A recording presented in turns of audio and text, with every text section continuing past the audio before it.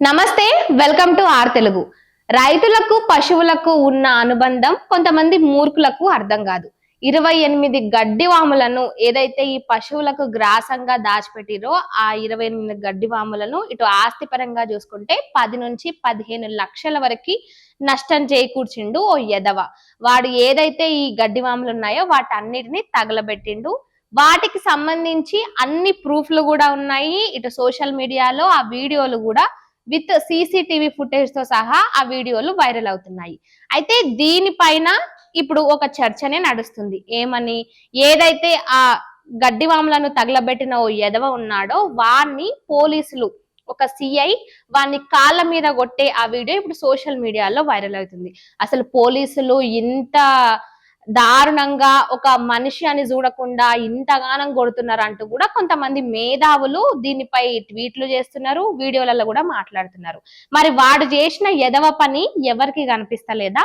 రైతులు పశువులని వాళ్ళ ఇంట్లో వాళ్ళలాగానే చూస్తారు. మరి ముఖ్యంగా ఈ సంఘటన ఎక్కడ జరిగింది? అనంతపురంలో జరిగింది. ఆ రైతులంతా ఎంతో ఆగ్రహానికి గురై వాన్ని మాకు అప్పగిస్తారా లేదా అని ఆ పోలీసులతోన మస్తు వాగ్వాదానికి దిగిండ్రు. దీంతో ఆ పోలీసులు ఇంకా చూడలేక వాడు చేసింది తప్పే, ఎవరైనా సరే ప్రతి ఒక్కరు కూడా రైతు ఫ్యామిలీకి సంబంధించి వచ్చిన వాళ్ళే. ఆ రైతు బాధ, ఆ పశువులకు గడ్డి నాట్ల చేస్తే ఏమొస్తది అనే ఒక బాధ అందరికీ అర్థమవుతుంది. సో ఆ పోలీసు కూడా ఇటు ఈ 300కు పైగా రైతులు ఎవరైతే ఉన్నారో వాళ్ళు ఫుల్ కోపంతో ఉన్నారు. వాన్ని దొరికితే మాత్రం సంపి బొంద పెడతారు, ఇదంతా ఎందుకు అని వాన్ని ఆ కాసేపటికి కాపాడనికే వాన్ని 4 దెబ్బలు వీకిండు. అసలు అందులో తప్పే లేదు, అది ఖచ్చితంగా సమర్థించాల్సిన విషయమే. ఎందుకంటే ఈ రూల్స్ రెగ్యులేషన్స్ ఇవన్నీ కేవలం మనుషులకు మాత్రమే వర్తిస్తాయా? ఆ మూగ జంతువులకు వర్తించవా? అసలు అవి వానికి ఆ గడ్డివాము తగలబెడితే వానికి అందులో వచ్చే లాభం ఏముంది? ఎవరి మీద కోపం ఉంటే వానితోనే గొడవ పడాలి, వానితోనే వాగ్వాదానికి దిగాలి, లేకపోతే ఏదో చేయాలి. గాని ఈ మూగ జంతువులకు సంబంధించిన ఆ గ్రాసం మీద పడి దాన్ని కాల్చేయడంలా వానికి ఏం లాభం వస్తుంది?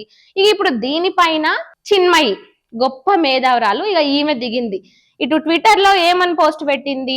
Be star better than humans అంట. మనుషుల కంటే కూడా రాక్షసులే బెటర్ అని ఆమె అంటుంది. అంటే ఎందుకు? అసలు ఏం జరిగింది అక్కడ, ఏమైంది, దానికి సంబంధించిన ప్రూఫ్ లేనిది, నిజంగా వాడు తప్పు చేసిండా, వాడు తప్పు చేయకుండానే పోలీసులు వాడిని కొడుతున్నాడా, ఇవన్నీ కూడా కాస్త మినిమం కూడా చూసుకోకుండా అసలు ఏం జరుగుతుంది అని ఒక అవగాహన లేకుండానే ట్వీట్లు పెడతారు, వీడియోలలో మాట్లాడతారా? వాడు చేసిందే తప్పు, ఆ తప్పుకు సంబంధించి అన్ని ప్రూఫ్లు కూడా ఉన్నాయి విత్ సీసీటీవీ ఫుటేజ్ తో సహా. ఇప్పుడు వాడిని పోలీసులు కొట్టడంలో తప్పే లేదు, ఇంకా పోలీసులు మంచి పని చేశారు. ఒకవేళ ఆ రైతులకి వాడిని గాన వదిలేసింటే వాడిని నాన్నే ఇది చేసేటోళ్ళు. అలాంటిది దీనికి ఆమె మాట్లాడుతూ పోలీసులు ఇంత దారుణంగా వ్యవహరిస్తారా, అసలు అనంతపురంలో ఏం జరుగుతుంది, అసలు హ్యుమానిటీ అనేదే లేదు అసలు అనంతపురంలో అని ఆమె మాట్లాడుతుంది. ఇక్కడ హ్యుమానిటీ గురించి మాట్లాడాల్సి వస్తే హ్యుమానిటీ లేనిది ఆ గడ్డి తగలబెట్టిన ఎదవకి. వానికి హ్యుమానిటీ లేదు కాబట్టి ఆ గడ్డిని తగలబెట్టిండు, వానికి పోలీసులు బుద్ధి చెప్పిండ్రు. ఇందులో అసలు తప్పే లేదు, ఇది అందరూ కూడా సమర్థిస్తారు. రైతు కుటుంబం నుంచి వచ్చిన ప్రతి ఒక్కరు రైతులు, వాళ్ళ ఆవేదన ఏంది అనేది అర్థమయ్యే ప్రతి ఒక్కరు కూడా దీనికి రిలేట్ అవుతారు. మరి ఈమె ఏమీ తెలియకుండా, సరే నువ్వు మహిళల గురించి మాట్లాడతావు ఒప్పుకుంటాము, డ్రెస్సింగ్ సెన్స్ గురించి మాట్లాడతావు ఒప్పుకుంటాము, సమాజంలో జరిగే ఇన్ఈక్వాలిటీ గురించి మాట్లాడతావు, అన్ని మాట్లాడతావు, అవన్నీ సమర్థిస్తాము. కానీ ఐడెంటిటీ క్రైసిస్ కోసము నన్ను ఎవరు పట్టించుకుంటలేరు, నేను కూడా ఫేమస్ కావాలి, నేను కూడా ఎప్పుడు నలగాలి సోషల్ మీడియాలో అని ఏది పడితే దానికి రియాక్ట్ కావడము, మాట్లాడడం వల్ల ఉన్న ఇజ్జత్ తీసుకోవడం తప్పితే ఇంకా కొత్తగా వచ్చే ఇజ్జత్ లేదు, కొత్తగా వచ్చే అవకాశాలు అయితే అస్సలకే లేదు.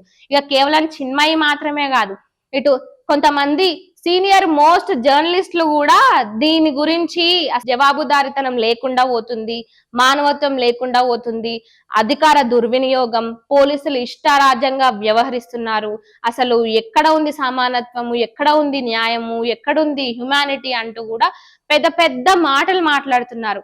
అసలు దాని మీద ఇన్ని వచ్చినాయి, వాడెవడైతే గడ్డివాం తగలబెట్టిండో ఆ వీడియోలు ఉన్నాయి, పోలీసులు అవన్నీ పక్కా ఆధారాలతోనే బయట పెట్టిర్రు. ఇంత ఆ రైతులు అంత కొట్లాడుతున్నారు, ఇవేవి కనిపించలేదా ఇన్ని మాటలు మాట్లాడుతున్నప్పుడు?